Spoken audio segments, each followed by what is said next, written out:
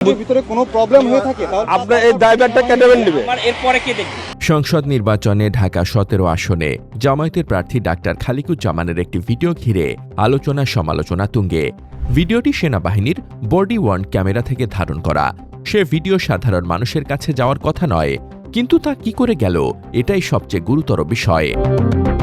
Doctor Khaliquzzaman জানিয়েছেন, অনেক আগের এই ঘটনা নিয়ে সেনাবাহিনীর সঙ্গে কথা বলে বিষয়টি নিষ্পত্তি করা হয়েছিল। তাদের সঙ্গে আমি নিজে দুঃখ প্রকাশ করেছি আন্ডারস্ট্যান্ডিং করে, এন্ড ইট ওয়াজ সলভড। তাহলে বিদেশে অবস্থানরত একজন বিএনপি অ্যাক্টিভিস্ট এতদিন পর এই ভিডিওটি কিভাবে পেলেন?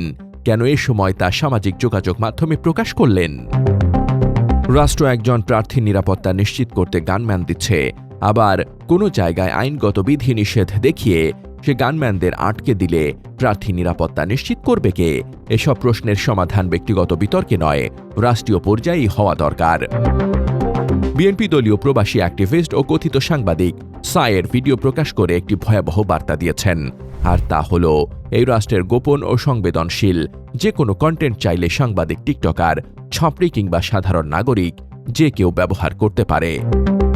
নিজের ক্ষমতা দেখাতে গিয়ে ওই অ্যাক্টিভিস্ট জামায়াতের প্রার্থীকে হেয় করার পাশাপাশি আরও একটি বিপজ্জনক ইঙ্গিত দিয়েছেন যে রাষ্ট্রের নিরাপত্তা বাহিনীর ভেতরের কিছু অংশকে ম্যানেজ করা সম্ভব। এতে জামায়াতের রাজনৈতিক ক্ষতি হয়তো সীমিত, কিন্তু রাষ্ট্রের নিরাপত্তা গুরুতরভাবে প্রশ্নবিদ্ধ হল। আর যদি পুরো ঘটনাটি কোনো রাজনৈতিক নেতৃত্বকে, ধরা যাক মিস্টার এক্সকে, খুশি করতে করা হয়ে থাকে, তাহলে বার্তাটা আরও ভয়াবহ। সেক্ষেত্রে নির্বাচন বা গণভোটের প্রয়োজনই বা কি?